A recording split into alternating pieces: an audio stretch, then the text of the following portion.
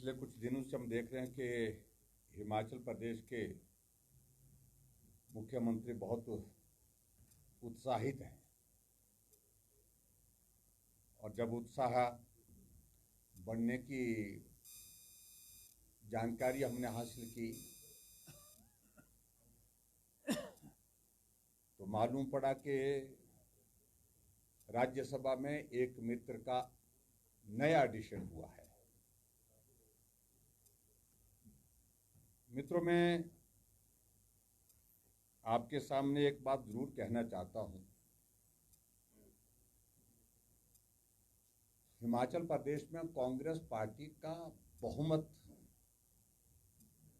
होने के बावजूद भी सरकार एक बहुत बड़े दहशत के माहौल में से गुजर रही है और दहशत के माहौल में से गुजरने की वजह यह है कि इतनी उथल पुथल, इतनी अस्थिरता कांग्रेस पार्टी के अंदर है।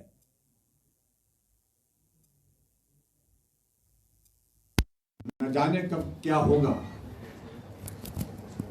इस सारी बात को लेकर के सभी नेता केंद्र के भी आशंकित हैं और हिमाचल प्रदेश के भी है, यहां तक के जो सरकार को चला रहे हैं मुख्यमंत्री जी भी हैं।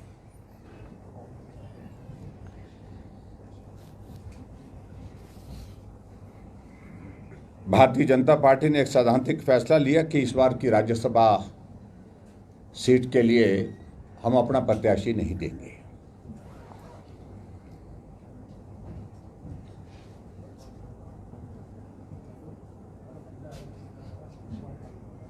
और इसके कारण स्वाभाविक रूप से कांग्रेस पार्टी को बहुत बड़ी सुविधा का ये दौर मिला है। लेकिन मैं इतना मैं जरूर कहना चाहता हूं कि कांग्रेस पार्टी की जो परिस्थिति है वो आपके सामने आई है। बहुत सारे कांग्रेस के नेता राज्यसभा की इस सीट को हासिल करने के लिए दिल्ली गए, अपना पक्ष रखा।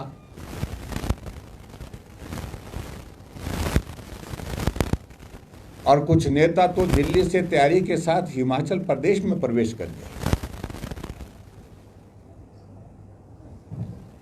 और मुख्यमंत्री जी बहुत सारे लोगों को आश्वासन देते रहे कि हम आपके बारे में बात कर रहे हैं, हम आपके बारे में बात कर रहे हैं, हम आपके बारे में बात कर रहे हैं।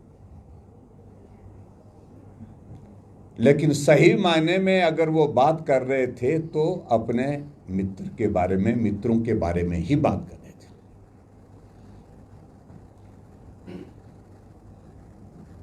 एक परिस्थिति पहली बार देखने को मिली कि अपने मित्रों के साथ भी उन्होंने झूठ बोला, उनको भी गुमराह किया।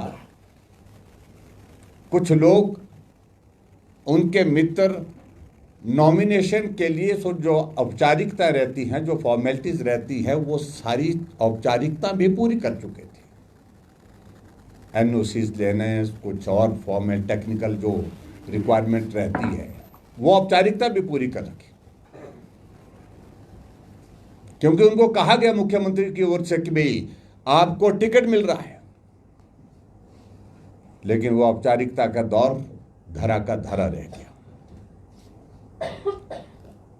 और एक नेता कांग्रेस पार्टी के जो केंद्र में बहुत लंबे समय से राजनीति में है, हिमाचल से उनका ताल्लुक है, आनंद शर्मा जी,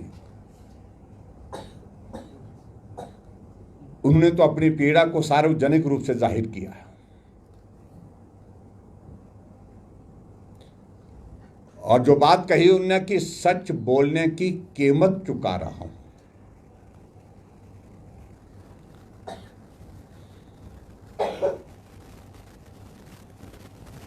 और दूसरी बात, उन्होंने एक और बात कही कि मैंने जो कुछ भी राजनीति में हासिल किया है वो आत्मसम्मान के साथ किया है, आत्मसम्मान के साथ कभी भी कोई समझौता नहीं किया है, सत्य बोला है, आत्मसम्मान के साथ काम किया है। और जो हिमाचल प्रदेश के मुख्यमंत्री वर्तमान में सुखविंदर सिंह सुक्खू जी की जो राजनीतिक यात्रा है, इस यात्रा में उनका बहुत बड़ा योगदान रहा है, ऐसा उनका कहना है। भले मीडिया के सामने नहीं कहा होगा, लेकिन कई और जगह हमको ये बातें सुनने को मिली। लेकिन जब से मुख्यमंत्री जी को सुख की अनुभूति हो गई है, आनंद जी का आनंद जो है वो जाता रहा।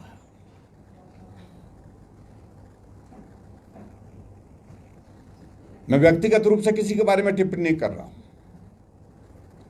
लेकिन राजनीतिक गुरु जिनको बोलते हैं एक तरह का, जिसमें पंडित सुखराम जी थे, जिन्होंने मुख्यमंत्री सुखविंदर सिंह सुक्खू जी को आगे बढ़ाया, और वो कहते थे भी, कभी उनके साथी कहते थे कभी पीसीओ मांगते थे, कभी ठेका मांगते थे। लेकिन वो सारी चीजों को लेकर के मैं ज्यादा टिप्पणी नहीं करना चाहता। काम करने का, कारोबार करने का सबको अधिकार है, लेकिन ऐसी भी परिस्थिति आ जाएगी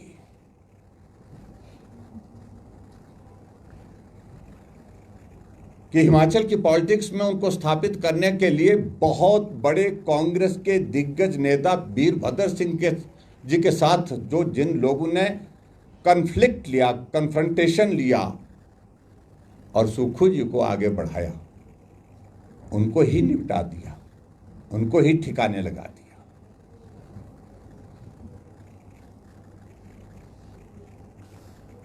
और एक तरह के अगर हम बात कहें, तो आज हिमाचल प्रदेश में स्थिति यह है कि सरकार जो है वो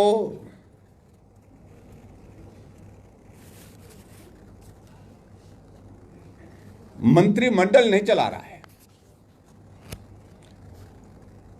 सरकार अगर कोई चला रहा है तो मित्रमंडल चला रहा है। ये नया शब्द मुझे लगता है कि आपके लिए बहुत उपयोगी होगा। बैठक मंत्रिमंडल का कोई अभिप्राय नहीं है, लेकिन बैठक महत्वपूर्ण है तो वो मित्रमंडल की है, जहां फैसले लिए जाते हैं, जहां प्रदेश को कैसे चलाना है, किसका क्या करना है, किसको ठिकाने लगाना है, इन सारी बातों को लेकर के फैसला होता है।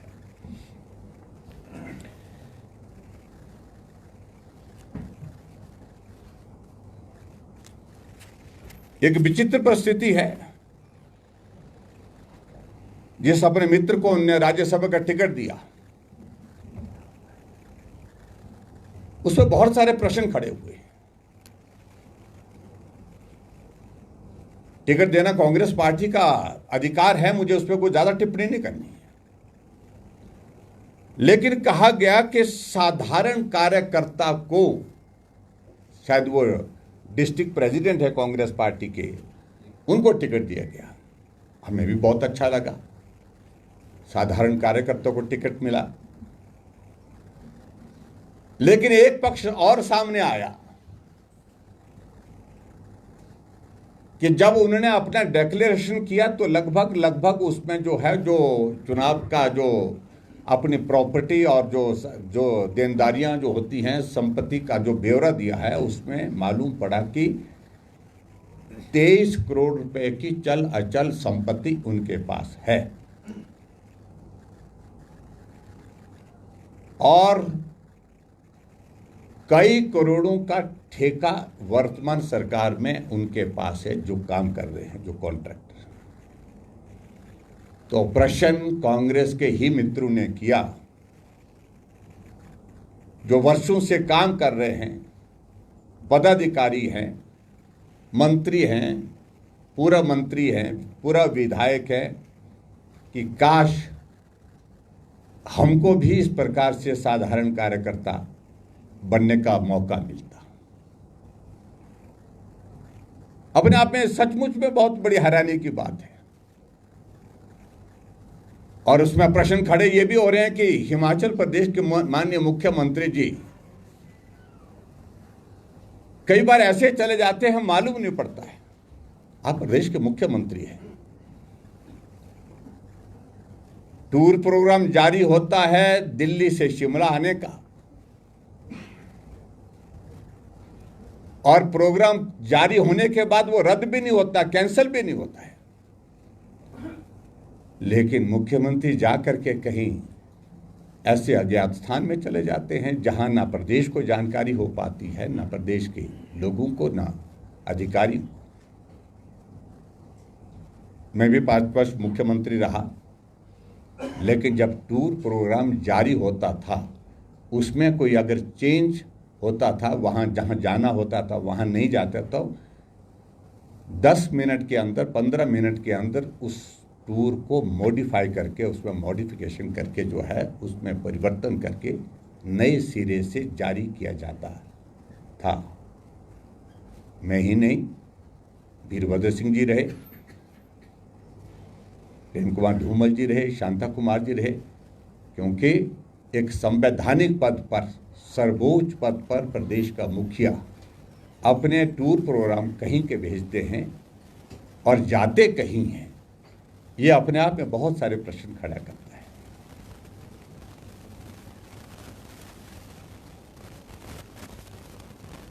पिछले दिनों मुख्यमंत्री जी मंडी के दौरे पर गए थे और एक बात को लेकर के उनने कुछ शब्द हमेशा जो है जिनको हर जगह बोलते हैं, बात करते हुए बोलते हैं, बात करने के साथ साथ में भाषण में बोलते हैं।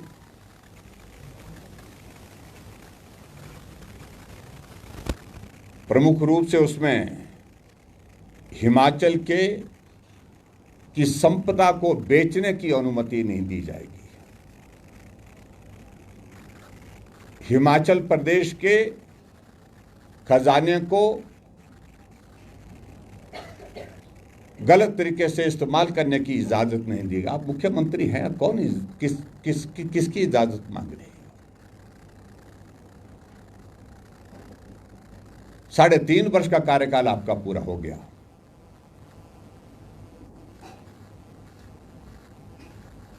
आप कह रहे हैं कि संपदा को लूटने की अनुमति नहीं दी जाएगी। अगर हिमाचल प्रदेश में भारतीय जनता पार्टी की सरकार 5 वर्ष तक रही तो 5 वर्ष तक हमने काम किए हैं। अनेकों योजनाएं हिमाचल प्रदेश में, कहते हैं कि 70,000 करोड़ रुपए हिमाचल प्रदेश को मिला। वो 70,000 करोड़ रुपए हिमाचल प्रदेश के विकास को समर्पित हुआ है। मैं बड़ा साफ कहना चाहता हूं, 4,700 kilometre, highest in terms of kilometre अगर रोड कंस्ट्रक्शन हुआ है तो वो भारतीय जनता पार्टी की सरकार के दौरान हुआ है। हिमाचल प्रदेश के गरीब लोगों के लिए हिमकेयर की योजना के माध्यम से स्वास्थ्य की सुविधा मिली है, वो पैसा उस पर खर्च हुआ है। वो पैसा सहारा योजना पर खर्च हुआ है। अगर हिमाचल प्रदेश को केंद्र से रेवेन्यू डेफिसिट ग्रांट मिली या जीएसटी कंपनसेशन मिला, वो पैसा हिमाचल प्रदेश में घर घर में नल पहुंचाने का, नल में शुद्ध जल पहुंचाने के काम पर खर्च हुआ। अगर हिमाचल प्रदेश में पूर्व की सरकार में केंद्र से मदद मिली, उस पैसे से नौजवानों को मुख्यमंत्री स्वावलंबन योजना, जहां हम सरकारी नौकरी जिस नौजवान को नहीं दे पाते थे उसको अपने पांव पर खड़े होने के लिए जरिया दिया, जहां 25% जो है सब्सिडी उसको मिलती थी, उस नौजवान को मिलती थी, 30% बेटी को मिलती थी। हिमाचल प्रदेश में अगर केंद्र से मदद मिली, उससे हमने 60 साल से उम्र के ज्यादा लोगों के लिए पेंशन का प्रावधान किया, ओल्ड एज पेंशन का, हैंडीकैप पेंशन का प्रावधान किया। हमने शगुन योजना चलाई, हमने गृहिणी सुविधा योजना चलाई, हम लोगों की समस्याओं के समाधान के लिए जनमंच का आयोजन किए। हमने पैसा हिमाचल का पाई पैसा गरीब आदमी के लिए, गरीब वर्ग के लिए समर्पित किया। अभी तो आपको भी रेवेन्यू डेफिसिट ग्रांट जो है 31 मार्च तक मिलती रही। इस 31 मार्च तक अभी तक मिलेगी। लेकिन हिमाचल प्रदेश का पैसा आपसे अगर पूछे हम तो गया कहां? सड़कों का काम बंद है, पेयजल योजनाओं का काम बंद है, डेवलपमेंट के सारे काम बंद है। अभी आप नाचन विधानसभा क्षेत्र में गए थे, शायद 12 उद्घाटन या शिलान्यास, 12 उद्घाटन किए, जिसमें एक शिलान्यास किया 3 करोड़ के 3.25 करोड़ की लागत से एक शिलान्यास किया। बाकी उन योजनाओं का उद्घाटन किया जो भारतीय जनता पार्टी की सरकार के समय में शुरू हुई थी, पूर्ण हुई, बजट प्रावधान किया था, उसके बाद शुरू हुई, उसके बाद आपने उद्घाटन किया। पूरे हिमाचल प्रदेश में विकास कार्य पर तो पूर्ण विराम लगा हुआ है। क्या आपको नैतिक अधिकार है इन सारी बातों को कहने का? यह प्रश्न पैदा होता है। और हिमाचल प्रदेश में जो पैसा केंद्र से मिल रहा है वो मित्रों के हवाले है। मित्रों के मित्र तय करते हैं कि कहां पैसा खर्चना है और उसमें से किस प्रकार से क्या चीजें किस प्रकार से हो रही है। उन सारी चीजों को लेकर के सारी बातें धीरे धीरे निकल रही हैं। एक बात और कही कि पूर्व के मंत्रियों के खिलाफ जो हम कार्रवाई करेंगे, जेल की सलाखों के पीछे डालेंगे। किसने रोका है? 3.5 साल का कार्यकाल आपका बीत चुका है और 3.5 साल के कार्यकाल बीतने के बाद आज अब उन सारी बातों का जिक्र कर रहे हैं तो स्वाभाविक रूप से इस राजनीतिक फ्रस्ट्रेशन है आपकी। जमीन पांव तले खिसक गई है, ये बात मैं बड़ा साहब कहना चाह रहा हूं। और भ्रष्टाचार की अगर हम बात कहें कि किस तरह से संरक्षण दिया जा रहा है, अब इन दिनों में अखबारों के माध्यम से हमने पढ़ा कि एक जगह 25 पेड़ काटने की अनुमति दी, सिलाई का एक मामला है, लेकिन पेड़ कटे कितने? 300 पेड़ों से ज्यादा पेड़ कटे हैं। और जिसने वो पेड़ काटे हैं वो श्रीमान ex vice president of district Sirmaur Ranjit Negi कौन है? उनको राजनीतिक संरक्षण दिया जा रहा है। एफआईआर दर्ज हुई है, लेकिन एफआईआर में कहा गया है कि रात के अंधेरे के कारण हम पूर्ण रूप से पेड़ों की गिनती नहीं कर पाए। क्या जवाब है? ये डिपार्टमेंट के, फॉरेस्ट डिपार्टमेंट और पुलिस डिपार्टमेंट की ओर से जो एफआईआर दर्ज हुई है उसमें जिक्र किया हुआ है। और नियम के हिसाब से जो मैं एक बात जरूर कहना चाह रहा हूं, जो एचपी ट्रांजिट रूल जो है 2023 का 2023 के, उसके रूल के अनुसार जो नोटिफिकेशन हुआ है उसमें प्राइवेट लैंड से आपको ज्यादा से ज्यादा सिर्फ 3 पेड़ काटने की अनुमति मिल सकती है और पेड़ कटे 300 से ज्यादा। और मुख्यमंत्री जी का बयान बड़ा दिलचस्प था उसमें, और कहने लगे कि मुख्यमंत्री जी कह रहे थे, जब प्रश्न पूछा किसी पत्रकार ने उनसे कि जहां पैदल चलने का रास्ता नहीं वहां पर अवैध कटान कैसे हो सकता है? पेड़ कटे हुए जमीन पर धराशायी हुए पड़े हैं, वीडियो उसकी बनी हुई है, लेकिन उसके बावजूद कह रहे हैं कि वहां तो जाने का रास्ता नहीं है, वहां पेड़ कैसे कट सकते हैं, अवैध कटान कैसे हो सकता है? बहुत विचित्र परिस्थिति है। और नियम के मुताबिक मैं आपको कह रहा हूं, जब इस प्रकार का अवैध कटान होता है, जो 25 पेड़ काटे गए हैं वो भी फॉरफिट होते हैं, और जो मामला बनता है तो 300 पेड़ों का बनता है तो पेनल्टी के साथ साथ में कार्रवाई जो होती है, एफआईआर बनती है तो वो 300 पेड़ की ही बनती है। 300 से ज्यादा जितने पेड़ कटे सबकी बनेगी, और जिसकी परमिशन दी वो भी उसमें शामिल होंगे। क्या मुख्यमंत्री जी में हिम्मत है कि उनके खिलाफ कार्रवाई करें, क्योंकि वो एक मंत्री के बहुत नज़दीक और निजी आदमी हैं। कार्रवाई नहीं होगी। लेकिन हम कह रहे हैं कि आप अभी कार्रवाई मत करना चाहते हैं मत करिए, लेकिन 1.5 साल के बाद निश्चित रूप से कार्रवाई उसमें होगी, जब आपकी सत्ता इस प्रदेश में नहीं होगी। एक और मामला है, मंडी जिला का मामला है फॉरेस्ट का, जिसको लेकर के विधानसभा के अंदर भी चर्चा हुई थी। मैं उस पर बहुत ज्यादा बोला नहीं।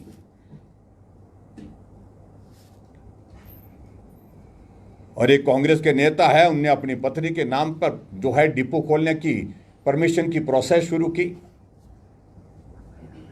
और आश्वस्त होकर के कि ये परमिशन मिल जाएगी, बहुत जल्दी मिल जाएगी, बहुत तेजी से आगे बढ़ा।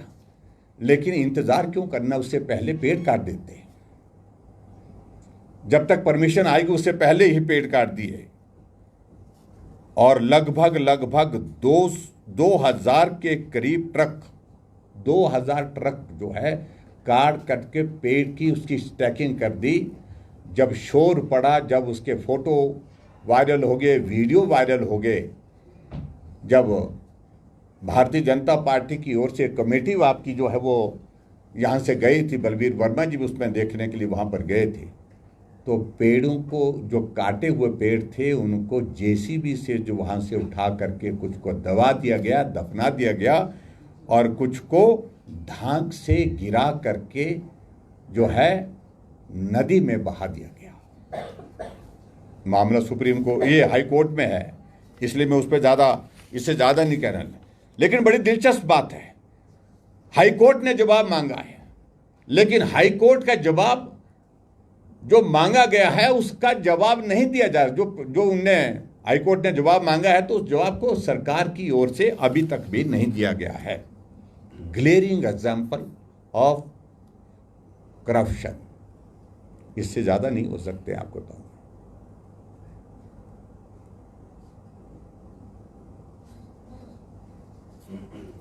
और यहां हिमाचल प्रदेश में और भी बातों का जिक्र करते हैं, वो पेखूबेला का जिक्र करते हैं।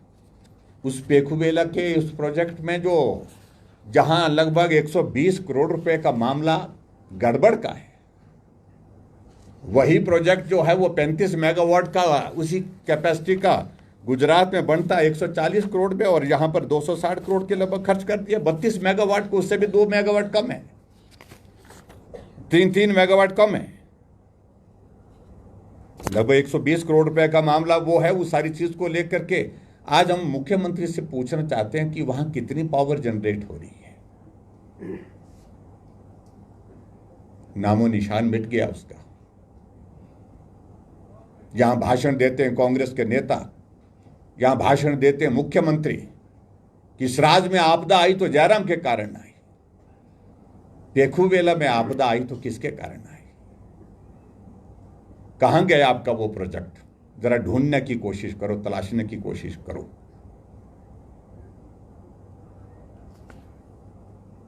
कानून व्यवस्था की अगर बात कहें तो बहुत सारी चीजों को लेकर के गोलियां तो कहीं भी चलती हैं। बिलासपुर में पूर्व विधायक पर गोली चलती है। उसकी वजह हम पूछने लगे कि वजह क्या रही, आज तक बता नहीं पा रहे हैं, क्योंकि धंधा एक जैसा था बोलते हैं दोनों का। बाद में धंधे में जब लहदा हो गए, अलग अलग हो गए, तो उसके बाद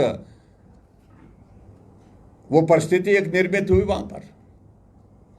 उन्हें में बर्थडे होता है, बर्थडे में गोली मार करके एक नौजवान को वहीं पर जो है वो मार दिया जाता है। कुछ की सिर पर जो है तलवारों की चोटें लगी हैं, वो गंभीर रूप से अभी तक भी हैं। और बिलासपुर में एक और घटना हुई, 5 वर्ष की बेटी के साथ, जो अभी इन दिनों में चर्चा का विषय बना है। जो घटना हुई है, मैं उसकी निंदा करता हूं, कड़े शब्दों में निंदा करता हूं। जिस भी व्यक्ति ने, चाहे वो माइनर है, बताया जा रहा है माइनर है, लेकिन परिवार के लोग तो हैं, बाकी लोग तो हैं, उनको पूछा जाना चाहिए, कार्रवाई होनी चाहिए, सख्त कार्रवाई होनी चाहिए। और लोग तो मांग कर रहे हैं कि उनके घर को बुलडोजर से गिरा देना चाहिए, ये भी लोग मांग कर रहे हैं। आप किस प्रकार से हिमाचल प्रदेश में जो हालात पैदा कर रहे हैं, बद्दी में गोलियां चली, नालागढ़ में गोलियां चली, और चंबा में मंदिर को जला दिया जाता है, मंदिर के अंदर चुनरियां होती है उनको जला दिया जाता है।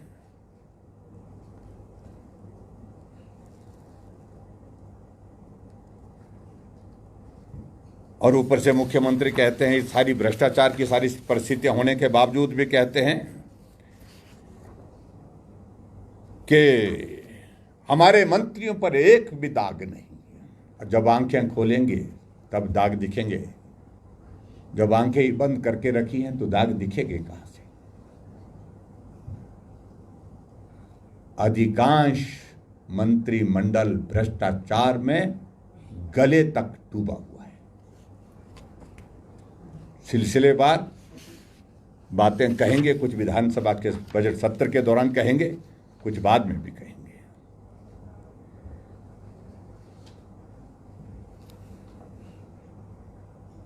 और सबसे बड़ी चिंता का विषय यह है कि हिमाचल ऑन सेल हम कहते थे, और अब वो सारी चीज़ों को लेकर के आपके सामने है। अभी ताज़ा, पहले तो 16 HPTDC के होटलों को बेचने की बात कही गई थी, इसमें 8 की और एडिशन हो गई है। उनको HPTDC से लीज पर देने की बात चल रही है, और उसे कहते हैं कि हम आए जो है वो हमारा नुकसान हो रहा है तो उसकी भरपाई हो पाएगी, हम पैसा कमाएंगे, आप पैसा कमाइए। लेकिन मेहरबानी करके इतना मैं ज़रूर कहना चाहता हूँ कि चाहे वो पालमपुर की ज़मीन बेचने की, एग्रीकल्चर यूनिवर्सिटी की ज़मीन बेचने की बात है, चाहे वो हिमाचल प्रदेश में जो एक आप बहुत बड़ा एक इंफ्रास्ट्रक्चर वहाँ पर बद्दी और नालागढ़ के पास जो है बना करके ज़मीन किसी को देने की बात चल रही है, या ज़मीन पर उसको बना करके देंगे, हाउसिंग कॉलोनी बना करके वहाँ पर बाहर के लोगों को बांटेंगे, बेचेंगे। क्या वो हिमाचल ऑन सेल नहीं है? उसका नाम शायद हिम चंडीगढ़ रख रहे हैं शायद मेरे ख्याल में। और यहां हमको बार बार कहा जाता है कि 5,000 बीघा जमीन दी, तो 3.5 वर्ष से आप सत्ता में हैं। अगर आपको लगता है कि गलत हुआ है, अधिकार आपके पास है, रद्द करिए। लेकिन इतना जरूर कहिए, हिमाचल प्रदेश की सरकार, चाहे हिमाचल की बाहर की दूसरी प्रदेश की सरकार है जहां कांग्रेस पार्टी की सरकार है,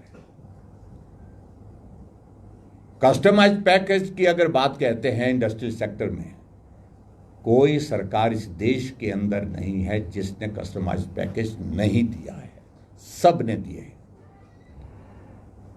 तब तो जांच उस बात की भी होनी चाहिए कि हिमाचल प्रदेश में आज से पहले जो है इंडस्ट्री को सब्सिडाइज्ड पावर दी जाती थी, वो भी तो जांच का विषय है। वही उसी तरह, क्योंकि वो पॉलिसी के अंतर्गत दी गई थी। अगर जमीन दी गई है तो पॉलिसी के अंतर्गत दी गई है। आपको उचित नहीं लगता है, आप रद्द करिए। अब गीत गाए जा रहे हैं, 3.5 वर्ष से गीत गाए जा रहे हैं, लेकिन उसके बावजूद कार्रवाई आप उसमें उनके खिलाफ कर नहीं रहे हैं। आप करिए, हम कह रहे हैं। और कस्टमाइज्ड पैकेज के बारे में आप मेहरबानी करके आप मत बात करिए। कस्टमाइज्ड पैकेज हर स्टेट ने, हर गवर्नमेंट ने, चाहे भाजपा की सरकार, चाहे कांग्रेस की सरकार, चाहे किसी और दल की सरकार, सभी राज्यों में इंडस्ट्रीज को प्रमोट करने के लिए, इंडस्ट्री को अट्रैक्ट करने के लिए अपने अपने राज्यों में अलग अलग समय में दी गई है।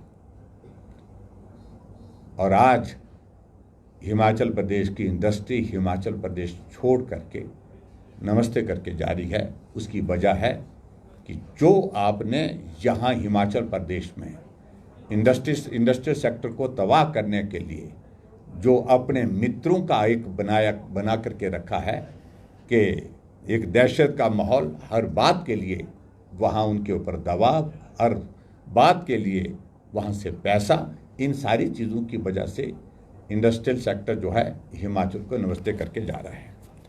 बहुत सारी बातों का जिक्र कर सकता हूँ, लेकिन मैं समझता हूँ कि आज का विषय मैं यहीं समाप्त कर देता हूँ और मैं यही कहूँगा कि मुख्यमंत्री जी 3.5 वर्ष का कार्यकाल आपका बीत गया है।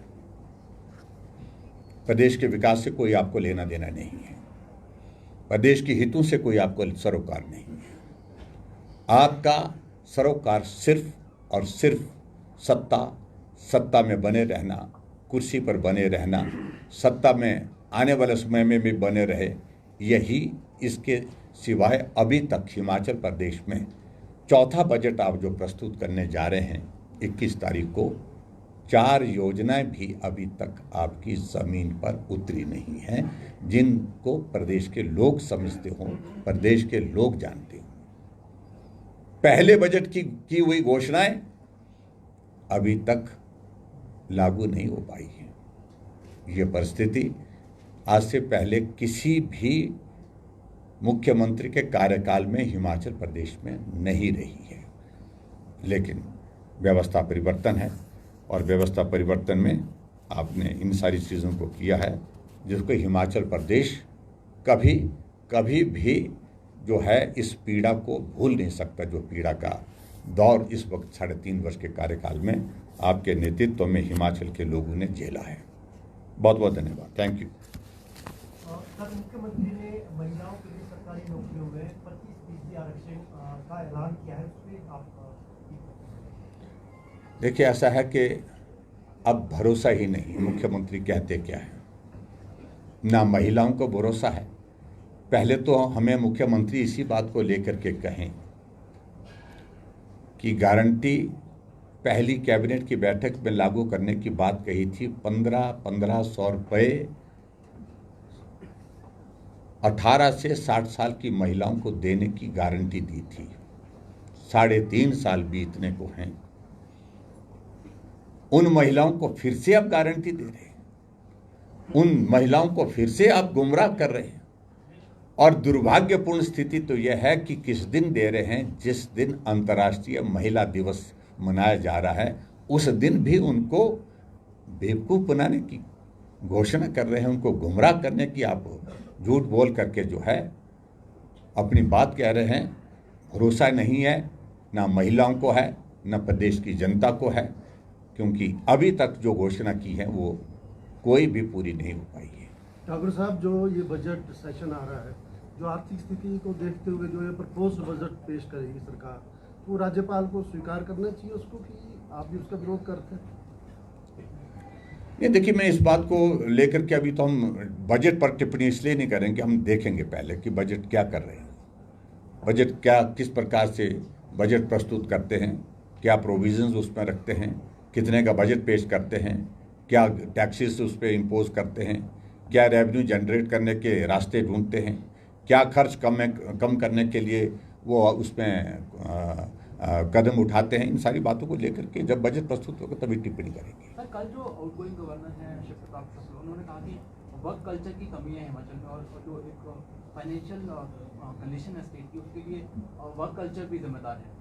नहीं, देखिए, मैं इस बात को कहूँगा कि गवर्नर साहब की टिप्पणी पर मुझे टिप्पणी करना वो उचित नहीं है किसी तरह से भी, लेकिन इतना ज़रूर है कि उन्होंने टिप्पणी की होगी, कुछ अनुभव किया होगा, इस सारी चीज़ को लेकर के मैं सिर्फ इतना ही कहूँगा।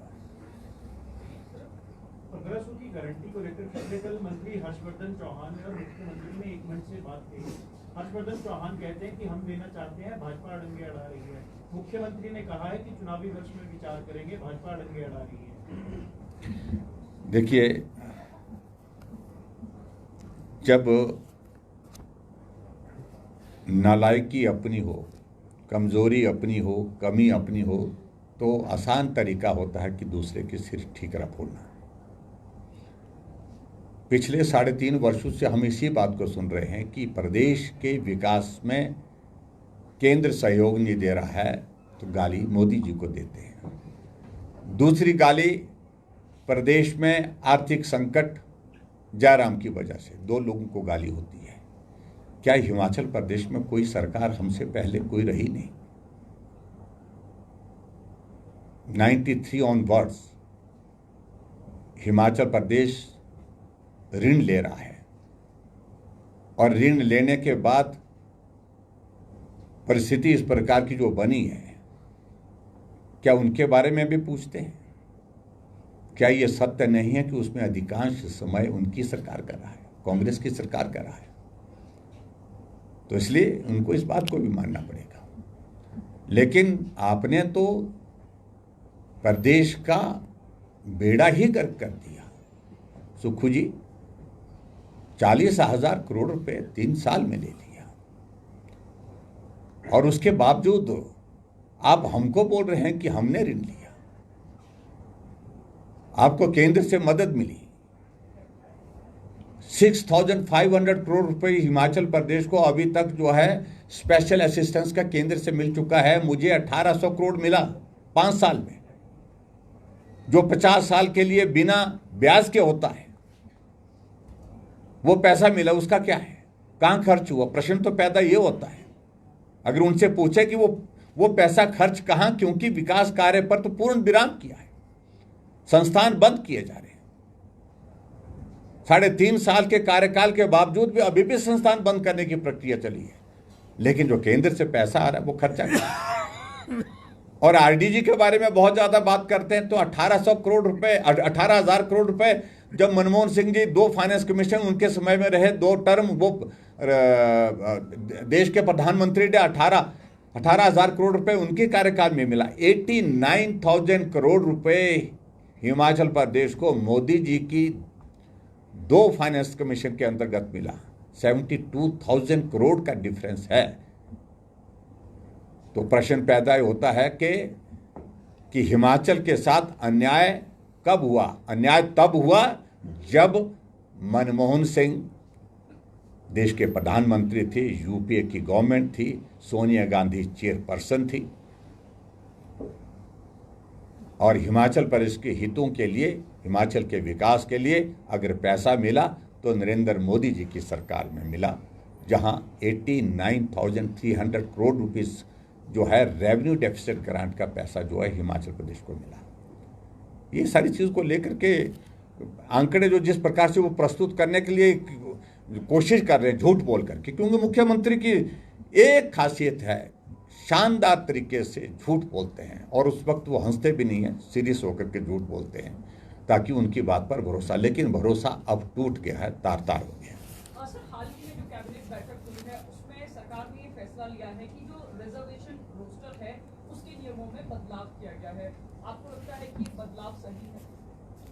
देखिए, एक तो ऐसा है कि डिजास्टर लगभग 8 महीने के बाद खत्म हुआ है हिमाचल प्रदेश में। डिजास्टर एक्ट का हवाला दे रहे थे और व्यवस्था उनको डिजास्टर हटाने की इसलिए, नहीं तो वो तो 5 साल तक पूरा चला ही रखते हैं उसको, पूरे अपने कार्यकाल तक। जब सुप्रीम कोर्ट ने कहा कि नथिंग डूइंग, आप पंचायत के चुनाव जो है मई के महीने तक कराइए, तब जाकर के उनको लगता कि मजाक बन गया, परिहास बन गया, हंसी का विषय बन गया, इसलिए अब डिजास्टर को रखने का कोई मतलब नहीं है, क्योंकि डिजास्टर के तहत काम तो हो नहीं रहा है। मलबा पड़ा है, सड़कें टूटी है, लेकिन उसके बाद पंचायत के चुनाव के लिए ये एक उनने हथियार अपनाया था। लेकिन अब उससे बाहर निकल करके पंचायत के चुनाव करना व्यवस्था हो गई और अब रोस्टर के मामले को लेकर के इसमें भी खजल खाना डाल करके, कंफ्यूजन क्रिएट करके, क्योस करके जो है इलेक्शन कमीशन के साथ कन्फ्लिक्ट करके एक हालात पैदा करने चाह रहे हैं कि थोड़ी गुंजाइश चुनाव को टालने की और निकल जाए, इस तरह से प्रयत्न कर रहे हैं और मैं समझता हूँ वो उचित नहीं है, इसका कोई अर्थ नहीं है। राज्यसभा चुनाव को लेकर आपने कहा कि सरकार में बहुमत के बावजूद डर का माहौल है। सीपीएस का मामला सुप्रीम कोर्ट में एक बार फिर लग गया है, आपको क्या लगता है सरकार बजट पास करवा पाएगी? वजह कई हैं, डर की, अंदर की, बाहर की। ये भी एक डर का कारण है क्योंकि 6 लोगों के जो है वो जान अटकी पड़ी हुई है और उनमें से कुछ लोग मंत्री बनने के लिए आतुर हुए पड़े हैं। तो इसलिए मैं उस पर ज़्यादा नहीं कहूँगा, क्योंकि कोर्ट का फैसला कोर्ट का होगा, लेकिन मामला कोर्ट में है। क्योंकि मुख्यमंत्री ने भी टिप्पणी की है कि अगर ये कैंडिडेट उतार भी देते तो कुछ कर नहीं पाते। देखिए, इस बात को लेकर के आप गनीमत समझिए कि हमने दिया नहीं, और दिया होता तो आज आप सो नहीं पा रहे होते, रात को आपकी नींद जो है वो उड़ गई होती है। ये राणा जी का वीडियो चल रहा है आजकल, एक कि जो राज्यसभा की सीट है वो दुबई में, उसका कोई बातचीत हुई? उन्होंने बात कही होगी, शायद मेरे लिए कुछ तथ्य उसमें होंगे उनके पास। ये बात तो सत्य है कि साधारण कार्यकर्ता की डेफिनेशन कांग्रेस की क्या है वो आपके सामने आ गई, कि जिसके बैंक अकाउंट और बैंक अकाउंट के साथ उसके प्रॉपर्टी और सारी जो है वो 30 करोड़ से 23 करोड़ रुपए से भी ज़्यादा है, वो साधारण कार्यकर्ता की श्रेणी में आता है। अच्छा होता किसी पंचायत के प्रतिनिधि को वो टिकट देते, हमें भी लगता कि साधारण कार्यकर्ता, किसी पुराना कार्यकर्ता होता, समर्पित कार्यकर्ता होता, उसको टिकट देते तो भी हमें लगता समर्पण सिर्फ पैसे की वजह से ये कतई भी एक अच्छी बात नहीं है, जिस बात पर कई तरह की टिप्पणियां लोग कर रहे हैं, कई तरह के प्रश्न लोग खड़े कर रहे हैं। Thank you very much. Thank you. Bilaspur की जगह में जो घटना हुई है उसका जिक्र किया, आप बुलडोजर कार्रवाई का समर्थन करते हैं? ना, मैं इस बात को लेकर के जहां इस प्रकार की घटना हो तो वहां कार्रवाई, तो सख्त कार्रवाई होनी चाहिए, क्योंकि इससे ज़्यादा गंभीर मैं तो बोलता हूं कि इस बात को लेकर के तो होना चाहिए। और यहाँ तक कि जो चिट्टे के बड़े जो पैडलर्स हैं, जो बड़े पैडलर्स हैं, उनके खिलाफ भी इसी प्रकार की कार्रवाई होनी चाहिए। Thank you very much. Thank you.